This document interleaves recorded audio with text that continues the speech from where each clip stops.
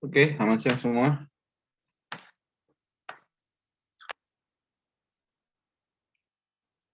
Halo.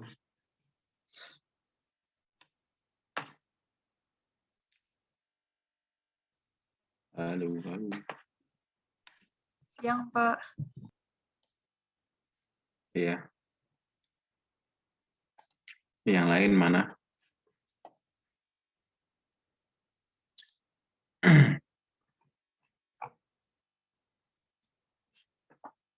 Ada pertanyaan nggak dari materi?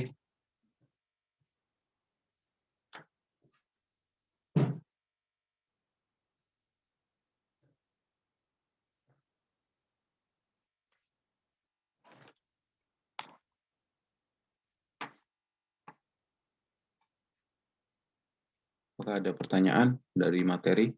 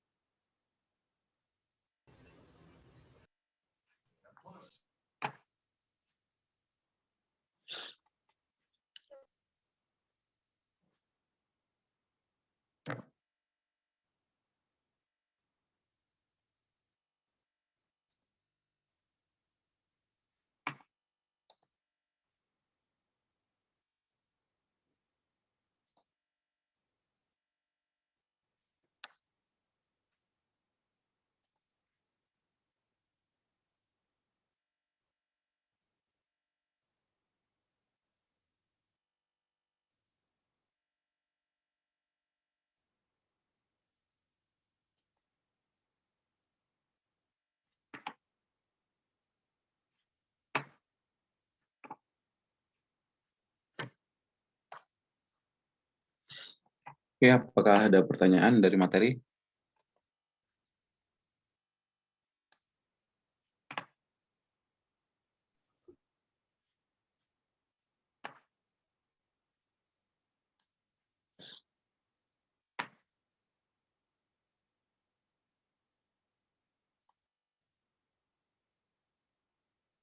Ini kalau dari materi LMS ya.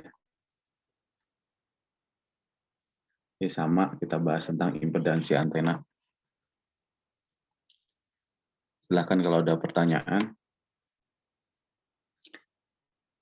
Ya, jadi lebih detail tadi di materi yang sebelumnya saya kirimkan. Ya, jadi impedansi antena itu ada impedansi sendiri dan impedansi gandeng ya. Impedansi sendiri itu impedansi yang kita dapatkan ketika antena itu terisolasi dari benda-benda lain di sekitarnya ya, atau di daerah medan dekatnya tidak ada logam lainnya. Sementara kalau impedansi gandeng itu terdapat benda-benda di sekitar di daerah medan dekatnya. Nah, untuk impedansi sendiri ya ini jadi antena di daerah medan dekat tidak ada benda-benda sekitarnya, maka kita mencari impedansi berarti di sini kalau di sini tegangannya adalah P11, arus yang mengalir di sini adalah I1, maka kita bisa hitung impedansi sendiri itu sebagai Z11 sebagai P11 dibagi dengan I1. Itu hasilnya adalah impedansi sendiri, ya Z11. Nah, untuk antena dipol lambda per 2, ya antena kawat dengan panjangnya adalah lambda per 2, ya, panjangnya adalah lambda per 2, maka impedansi sendirinya untuk antena dipol lambda per 2 itu besarnya adalah ini. Ya, kalau dia kelipatan dari lambda per 2, ya di sini n-nya, ya misalnya kalau setengah lambda berarti n-nya 1, tinggal dimasukkan nilai n-nya 1 di sini. Ya, jadi di sini kalau antena kawat, maka Z11 itu impedansi antena sendiri, ya, impedansi antena sendiri itu ada komponen real dan ada komponen imajiner, ya. Nah, besarnya kita hitung seperti ini. Nah, N-nya itu adalah kelipatan dari lambda per 2. Ya, jadi kalau L-nya adalah setengah lambda, berarti N-nya 1. Berarti kita masukkan nilai N-nya ini 1. Nah, kalau misalkan panjang kawatnya itu 3 per 2 lambda, maka N-nya 3. Ya, kita masukkan di sini N-nya 3. Oke, ini untuk menghitung impedansi sendiri. Kemudian untuk L yang sangat kecil, ya ini pendekatan saja. Untuk L yang sangat kecil, ya katakanlah lebih kecil dari 1/10 lambda, maka kita bisa dekati dengan R11 itu sebagai impedansi resistansi dari ini R11 itu bagian real atau resistansi dari impedansi, maka besarnya adalah 5 beta L kuadrat. Nah, kemudian jika antena ditempatkan di atas ground plane, ya, dengan konduktivitas mendekati tak berhingga, maka Z antena sama dengan Z antena setengah dari Z antena dari panjang 2 kali dari antena tersebut. Jadi contoh misalnya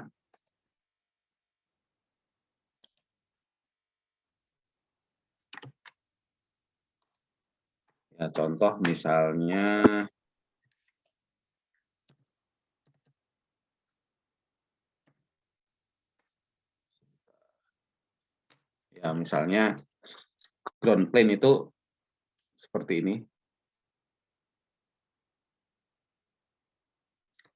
Ya, jadi kalau misalkan ini antena kawat, ya panjangnya katakanlah 1/4 lambda. Ya, tapi diberikan ground plane, ya ground plane itu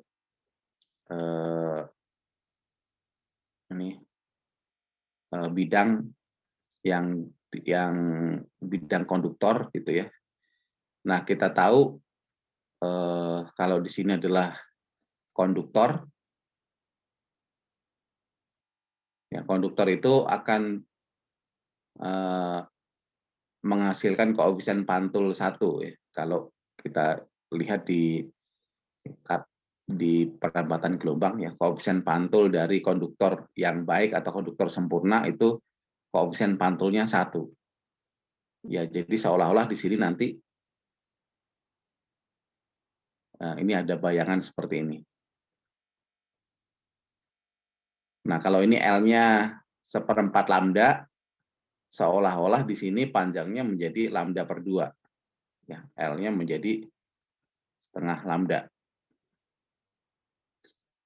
Nah, kalau impedansi dipol lambda per 2,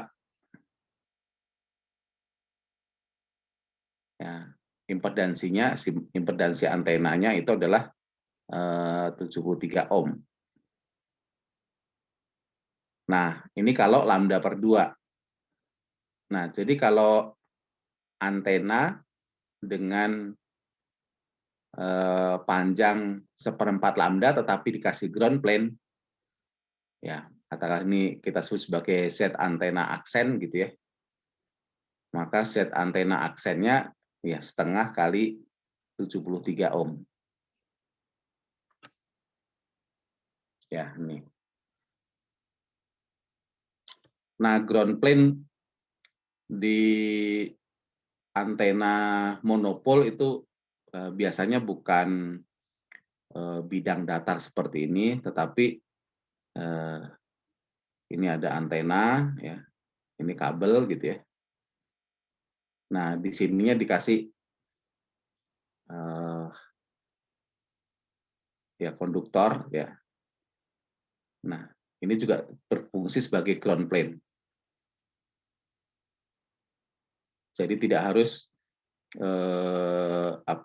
harus bidang seperti ini ya, tapi yang seperti ini juga ground plane. Ini sebenarnya reflektor saja. Ya, antenanya adalah ini. Jadi kalau ini adalah antenanya L-nya adalah 1/4 lambda, ya maka impedansinya kita hitung impedansi ya setengah dari panjang dari dua kalinya ini.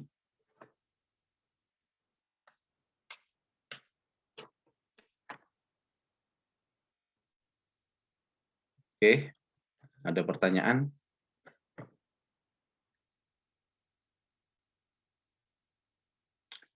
Ya, ini berbagai karakteristik antena dipol pendek. Ya, pendek itu kalau panjangnya kurang dari 1/10 lambda ya. Kalau ini panjangnya kurang dari 1/10 lambda, ini disebut sebagai dipol pendek. Nah, distribusi arus kalau dipol pendek ini seolah-olah seragam atau uniform. Tapi kalau dipol lambda per 2, maka ininya adalah setengah lambda, setengah panjang gelombang. Ya. Kemudian dipol lambda, artinya panjangnya lambda, ini distribusi arusnya, ya ini 1 lambda, ya di ujung di sini sama-sama minimum ya, sama-sama 0. Ya, begitu juga kalau dipol panjang 1,5 lambda atau 3/2 lambda. Nah, karakteristik antenanya, pola radiasinya kalau dipol pendek ya seperti ini, makin panjang ya maka ini makin pipih. Ya ini potongannya ya, potongan vertikal ya. Jadi ini potongan vertikal. Kalau makin panjang, makin banyak ripple-nya. Ya, ini jadi kalau gambar 3 dimensinya tinggal kita putar 360 derajat ini. Ini berarti kayak donat yang tidak berlubang. Ke sini donatnya makin pipih. Ini untuk kawat tipe lambda, kelipatan lambda per 2. Ya, seperti ini.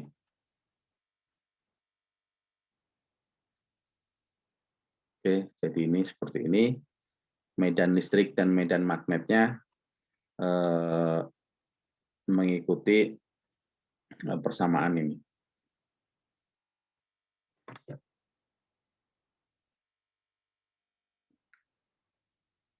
Oke, ini gambar yang sama. Nah, ini tadi impedansi sendiri, sekarang impedansi gandeng ya. Impedansi gandeng itu kalau kita menempatkan ada antena lain di sekitar daerah medan dekat antena ini. Ya, seperti yang dijelaskan di materi sebelumnya, antena itu bisa dipandang sebagai transformator. Ya, jadi kalau transformator kita ada tegangan induksi gitu ya. Di sini juga sama. Ya, V1 itu tegangan sumber dengan sumber antena, V21 itu tegangan induksi antena kedua akibat antena 1. Nah, nanti dari sini karena ada induksi, ada kopling atau ada impedansi gandeng, ya, maka kita hitung Z21 itu impedansi gandeng pada antena 2 akibat antena 1. Ya.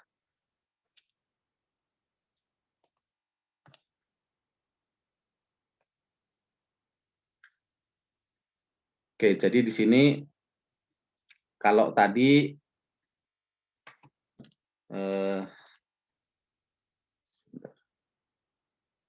ya tadi di sini Z11 itu impedansi sendiri, ya ini sebagai V1 dibagi dengan Z1, ya.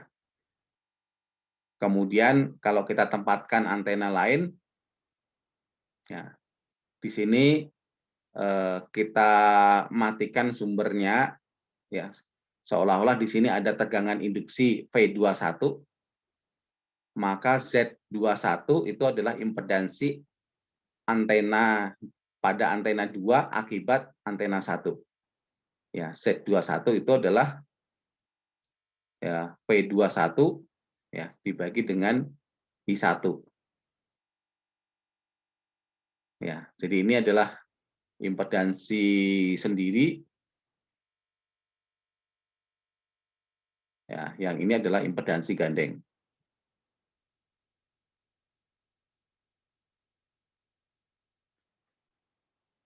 Ya, atau mutual impedance ya. Jadi cara melihatnya sama seperti kalau kita pakai melihat transformator atau trafo ya. Jadi kalau trafo kan begitu ya.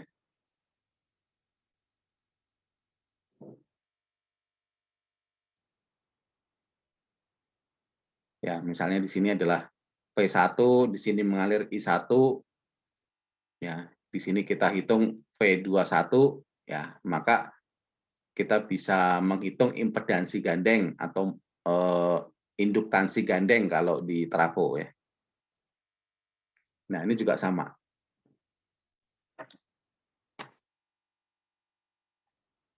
Oke, jadi nanti impedansi gandeng ya. Kita melihat ya, V1 itu di sini ya sebagai Z11 kalikan dengan IZ1 ya ditambah dengan Z12 dikalikan dengan IZ2. Ya. Ini adalah impedansi sendiri, ini adalah impedansi gandeng. Ya, V1 itu adalah tegangan yang dihasilkan ya dari perkalian Z11 kalikan dengan I1, IZ1 ya ditambah dengan tegangan akibat induksi ya. Induksi. Ya, induksinya adalah Z12 dikalikan dengan IZ2. Ya, begitu juga dengan V2 ya. Ini adalah sendiri, ini adalah akibat induksi dari antena yang ya sorry ini adalah sendiri ya tegangan sendiri, yang ini adalah tegangan induksi akibat antena 1. Oke, tadi sudah dijelaskan.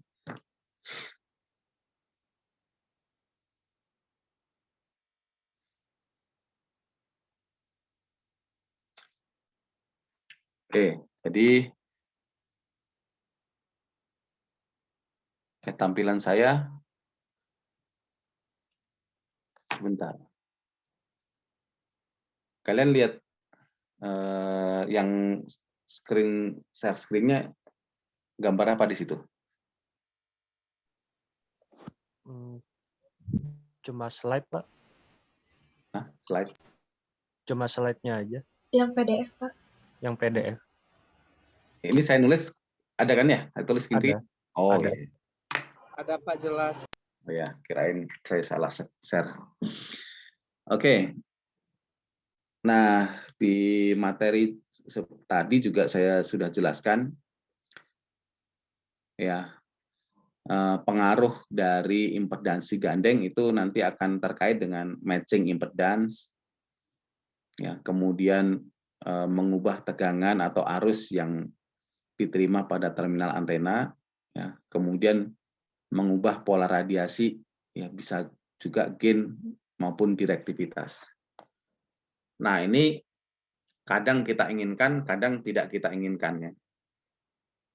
Jadi ada situasi tertentu memang kita reka-reka bagaimana caranya menghasilkan suatu pola radiasi tertentu misalnya. Ini nanti kalau yang diinginkan, ya kalau kita menginginkannya itu kita membahasnya nanti di susunan antena, ya atau antena array.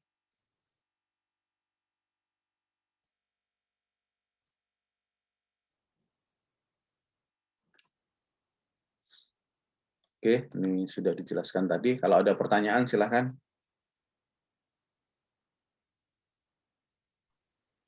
Pak, yang mutual impedance kan contohnya ini 2 antena ya. Kalau misalkan 3 antena atau lebih, konsepnya apa sama, Pak?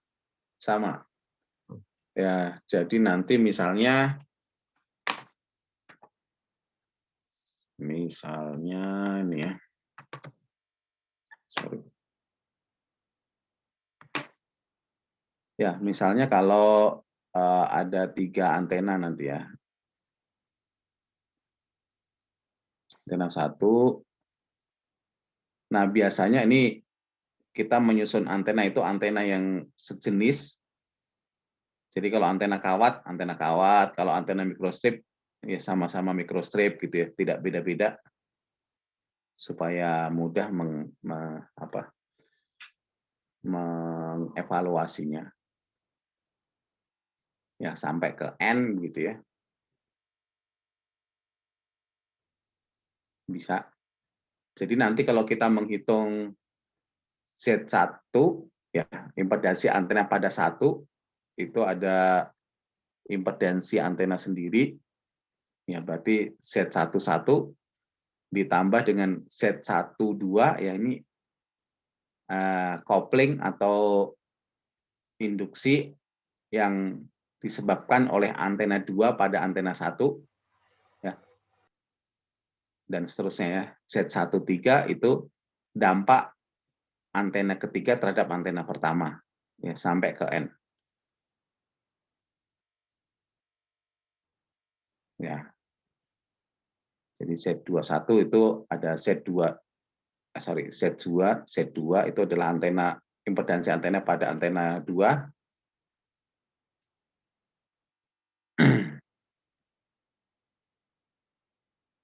Ya, berarti ada antena sendiri. Ya, Z22 impedansi antena sendiri, ya.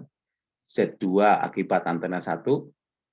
Ya, Z2 akibat antena 3, ya, dan seterusnya. Z2 akibat antena ke N. Cuma nanti pengaruhnya, ya kalau misalkan ini jaraknya adalah D, ya seragam jaraknya D, maka jarak antara Z13 menjadi 2D. Ya, jaraknya ya 2D. Ya, kalau sini jaraknya D gitu ya. Bedanya itu. Tapi dampaknya kita harus hitung masing-masing ya, lalu kita jumlahkan.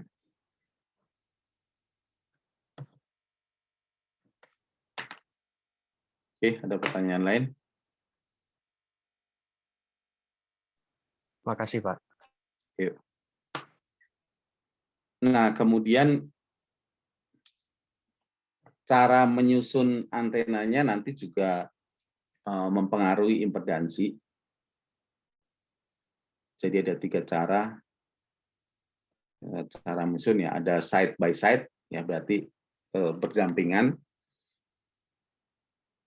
Ya ini sejajar gitu ya. Horizontal, ya. Kemudian kolinier itu kalau menyusunnya vertikal, ya.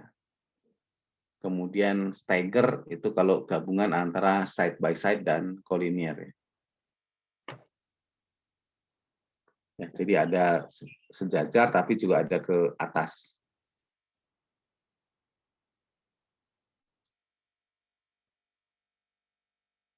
Oke, jadi nanti di sini nanti hasilnya daripada menghitung begini, nanti kita dapatkan lewat grafik, ya lebih mudah lewat grafik. Ya, jadi nanti kalau ini side by side atau paralel, ya terpisah pada jarak D, antenanya adalah lambda per 2, ya maka resistansinya ini yang R21, kemudian reaktansinya adalah yang X21. Ya, jadi impedansinya di sini adalah ini akibat kopling ya, baru akibat kopling Z12 itu ada R12 ditambah dengan JX12 ya. Ini bagian yang real, ini yang bagian imajiner. Ya, tadi sudah dicontohkan misalnya antena ya tadi tipe lambda per 2 ya tipe lambda per 2 ya, L-nya adalah lambda per 2,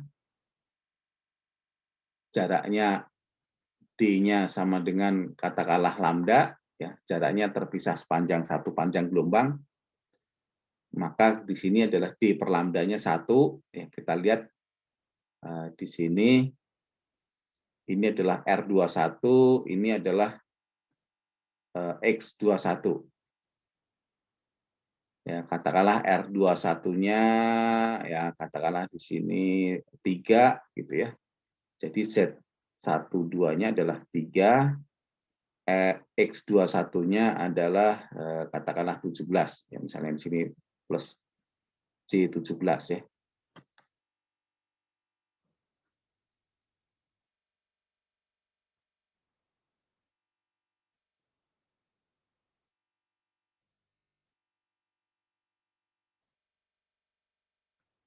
Oke, jadi di sini C17. Ya. Ini untuk memperhitungkan impedansinya, kopling impedansi atau mutual impedance-nya.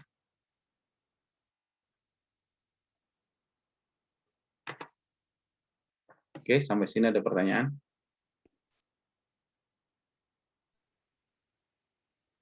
Belum, Pak.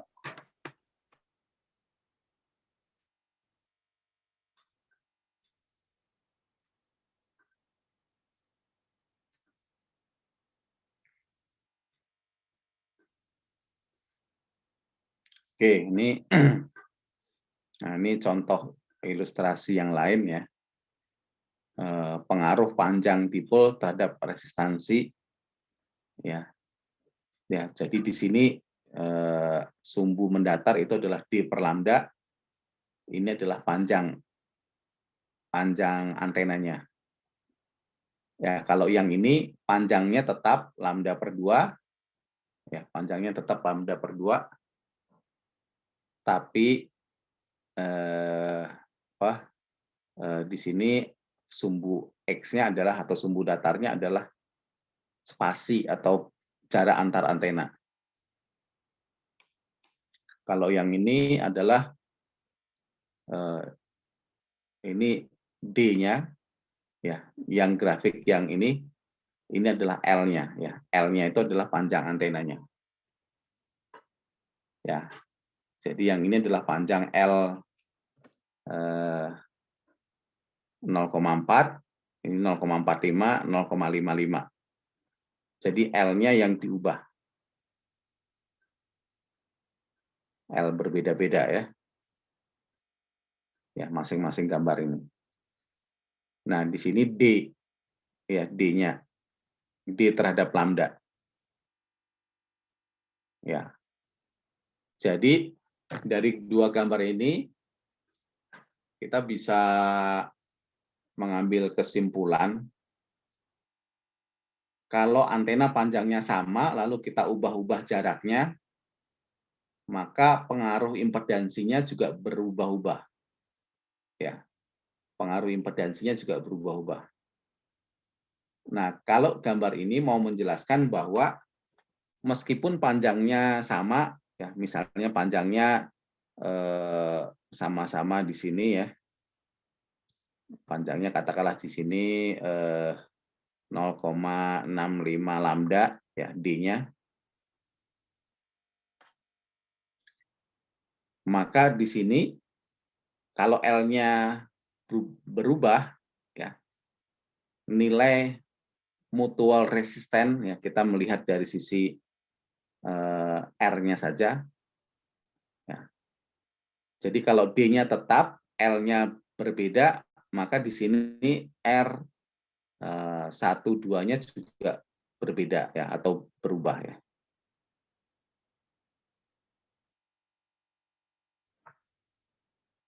Ya, jadi R-nya ini berbeda meskipun jaraknya sama, tapi L-nya diubah-ubah menghasilkan nilai R yang berbeda-beda juga.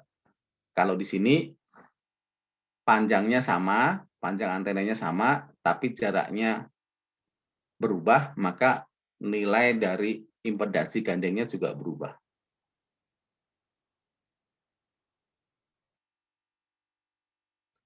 Nah, ini kalau kolinier, ya kolinier tadi disusunnya vertikal ya, gitu ya, disusun vertikal. Ya ini menyusunnya secara vertikal, ya dengan spasi D, maka R21 dan X21-nya dihitungnya seperti ini. Ya, contohnya seperti ini, menyusunnya secara kolinier ya. Jadi kolinier itu tidak harus vertikal sih. Maksudnya gini, kalau seperti ini nih kolinier, kalau tadi yang pertama ya side by side, ya side by side itu seperti ini.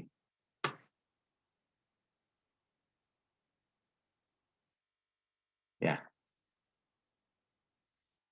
Nah ini nanti dilihat dari grafik saja kalau antena tersusun secara kolinier.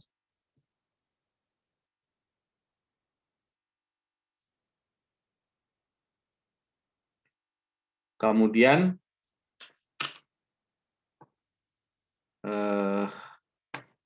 konsep aperture antena ya, aperture antena. Aperture itu menganggap antena itu seperti punya luas tangkap. Ya, jadi di sini aperture antena itu kalau boleh dikatakan ini luas tangkap antena gitu ya.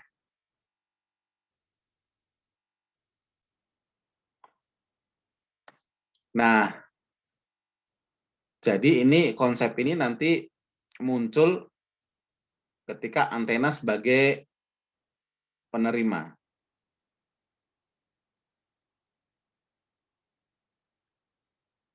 Ya, jadi antena sebagai penerima, kalau antena sebagai penerima itu di sini ada gelombang datang, ya punya vektor pointing atau rapat daya, ya di sini watt per meter persegi gitu ya.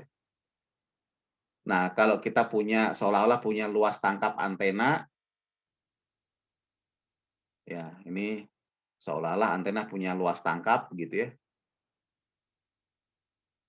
Ini di sini luas tangkapnya adalah luasnya adalah A misalnya, ya dalam meter persegi. Maka kita bisa menghitung daya terima, ya daya yang diterima ini adalah rapat daya ya dikalikan dengan luasnya. Ya, misalnya dengan luasnya seperti itu. Ya, jadi di sini daya terima itu watt per meter persegi ya dikalikan luas antenanya meter persegi ya, ketemunya akan watt. Jadi aperture antena itu konsep seolah-olah antena itu punya luas tangkap antena. Nah, semakin besar luas tangkapnya, maka semakin banyak energi yang bisa kita tangkap, ya, energi dari gelombang elektromagnetik ini. Ya, sehingga dayanya akan semakin besar. Ini kalau antena sebagai aperture, ya, atau luas tangkap antena. Nah, yang sebelumnya materi juga disinggung resiprositas Carson, ya. Ini membuktikan secara sirkuit, pemodelan secara sirkuit, ya. Jadi kalau ada antena ini VA, kita menghitung di sini IB, ya, kita bisa hitung IB di sini. Ini ada sumber tegangan, lalu kita mengukur arus di sini di antena B. Ya, jadi di sini ini ada antena A, antena B. Di sini diberi sumber tegangan VA. Ya, lalu kita hitung di sini IB. Nah, berapakah IB yang mengalir di sini? Ya, kita bisa modelkan, ya, di sini secara sirkuit, ya, di sini VA, arus yang mengalir di sini I1, impedansi sendirinya adalah Z1, ya, kemudian antena kedua punya impedansi Z2, kemudian ada impedansi gandeng di sini disimbolkan dengan Z3. Nah, kita ingin mengetahui berapakah IB. Nah, berarti kita bisa secara rangkaian, kita bisa menghitung IB, ya. Jadi guys, aku mau mengalami ini ya, nama motifnya. Z2 paralel dengan Z3, ya, katakanlah kita nyatakan ini sebagai Z paralel, itu Z2 paralel Z3, kita bisa hitung dulu di sini, ya, tegangan di sini, ya, katakanlah di sini VA aksen, ya, berarti di sini VA aksen, ya, VA aksen itu tegangan di sini, ya, berarti pakai hukum perbandingan tegangan, ya, berarti di sini adalah kalau Z2 dan Z3 ini kita nyatakan sebagai ZP, maka di sini adalah ZP, ya, di sini Z1 ditambah dengan ZP dikalikan dengan VA, gitu ya. Ini adalah VA aksen. Nah, kalau sudah ketemu VA, maka kita bisa hitung IB. Ya, maka IB, ya, kalau tegangannya di sini sudah ketemu, maka tegangan di sini sama dengan tegangan di sini. Ya, IB akan sama dengan VA aksen dibagi dengan Z2. Ya, sehingga di sini kita bisa hitung, ya. Nah, dengan cara yang sama, ya, kita balik. Ya, jadi di sini ini percobaan pertama, ini percobaan kedua, kita balik. Di sini kita beri tegangan VB, kita hitung berapakah IA di sini. Ya, jadi kita balik. Kalau sebelumnya VA, ya, antena A ini diberi sumber tegangan, kita ukur di B. Ya, yang percobaan kedua di B kita beri sumber tegangan, kita ukur IA. Nah, ternyata ini juga sama. Ya, hasilnya akan sama. Jadi kalau VA di sini sama dengan VB, ya. Jadi kalau VA di sini, VA ini sama dengan VB, ya. Kalau VA sama dengan, kita beri sama dengan, perlakuannya sama dengan VB, ternyata IB, ya, IB, I yang dihasilkan di sini akan sama dengan IA. Ya.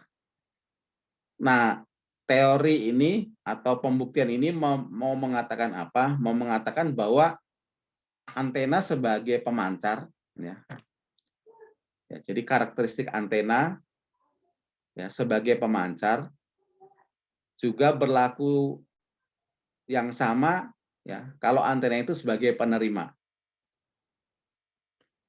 Ya, jadi teorema Carson ini mau mengatakan bahwa kalau saya punya antena, ya misalnya antena parabola, gitu ya, saya punya gen TX, gen sebagai pemancar, katakanlah di sini adalah 27 dBi misalnya. Kalau ini digunakan sebagai pemancar gennya 27 dBi, kalau kita pakai antena dengan antena yang sama ini kita pakai sebagai penerima, ya sebagai penerima, maka ini juga punya karakteristik yang sama. Jadi gain-nya juga harus sama. GRX-nya harus sama dengan 27 dBi. Ya, demikian juga dengan karakteristik yang lain ya, misalnya pola pancar, ya pola pancar, ya kemudian direktivitas, ya direktivitas, kemudian impedansi dan lain sebagainya. Nah, semuanya sama. Ya, jadi teorema reciprocitas itu mau mengatakan antena sebagai pemancar karakteristiknya sama dengan antena sebagai penerima.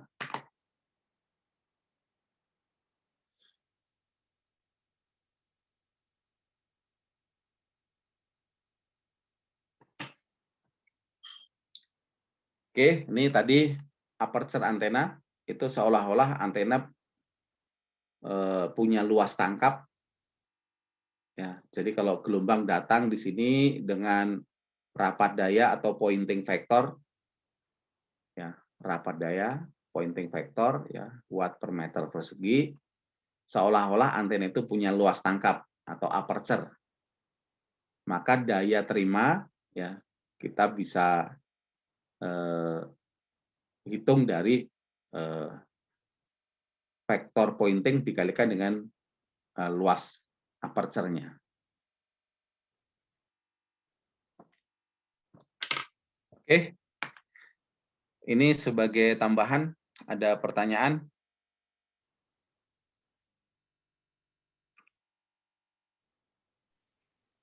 Ya, jadi ya silakan.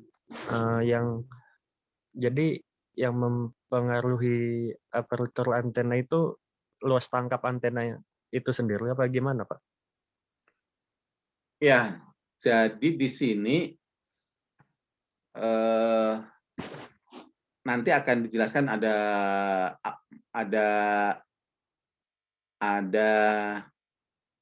boleh dikatakan ada aperture fisik gitu ya. Berarti luas tangkap secara fisik, tapi juga ada aperture efektif.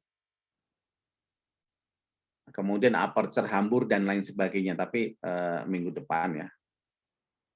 Maksudnya begini, jadi kalau nantinya fisik itu juga akan mempengaruhi aperture, tetapi bukan fisiknya saja gitu. Ya, tapi secara garis besar kalau antena ya katakanlah luas penampangnya makin besar gitu ya. Misalnya ini antena parabola di sini katakanlah diameternya D gitu ya. Kalau diameternya makin besar, ya di sini nanti akan punya aperture yang makin besar. Karena luas tangkapnya makin besar, maka daya terimanya juga akan makin besar gitu. Tapi detailnya nanti ya minggu depan. Oke, Pak. Ya, jadi aperture itu nanti ada macam-macam kriteria ya. Ada aperture fisik, berarti luas tangkap fisiknya gitu. Oke, dari materi sebelumnya ada yang ditanyakan? Ya, jadi ini materi tambahannya. Udah dilihat belum ya? Saya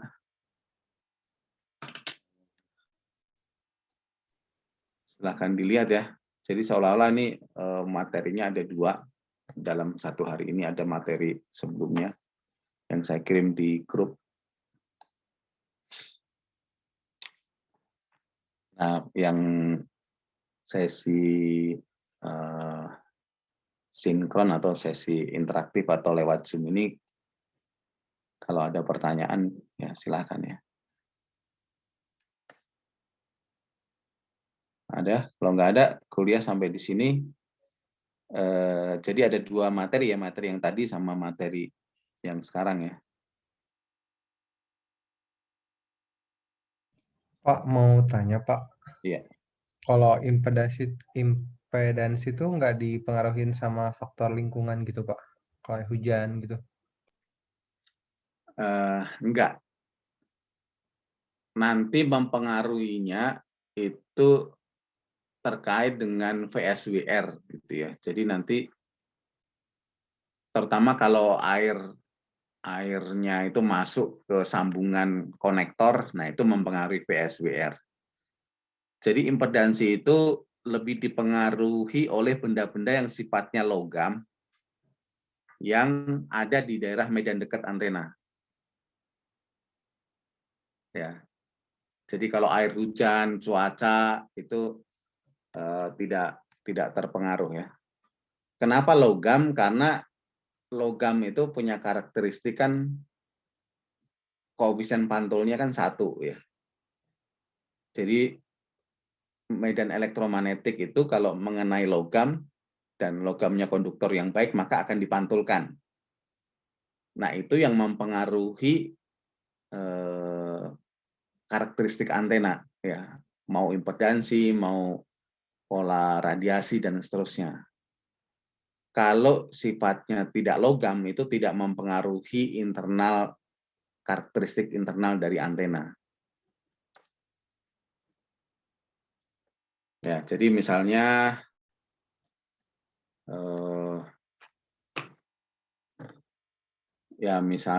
jadi di sini antena misalnya antena BTS misalnya yang lebih mudah yang sering Anda lihat.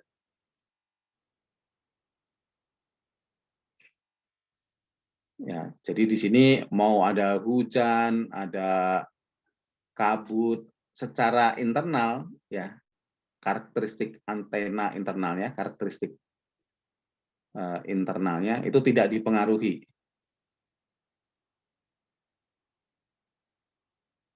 Ya, jadi apakah pola radiasi, apakah gain atau direktivitas atau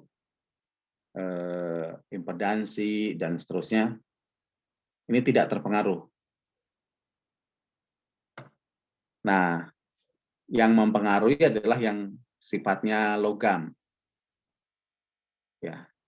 Jadi kalau sifatnya logam di daerah medan dekat baru ini yang mempengaruhi.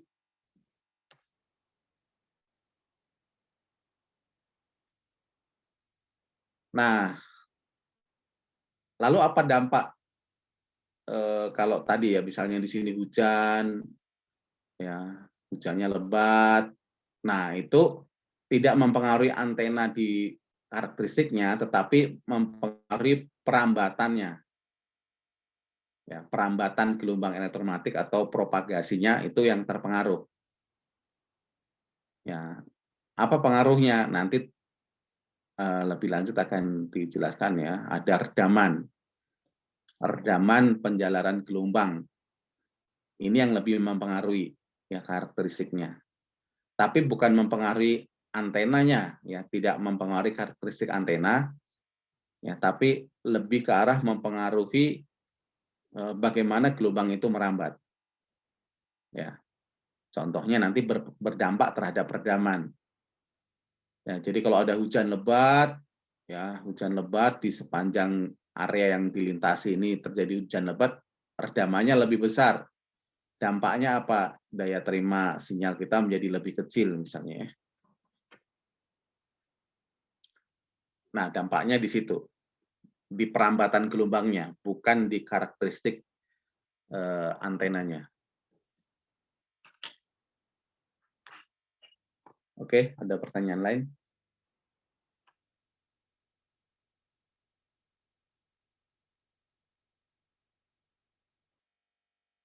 Baik, kalau nggak ada, sampai di sini tambahannya, ya jangan lupa dilihat materinya. Kalau nggak ada, kuliah sampai di sini ya. Kita lanjutkan minggu depan.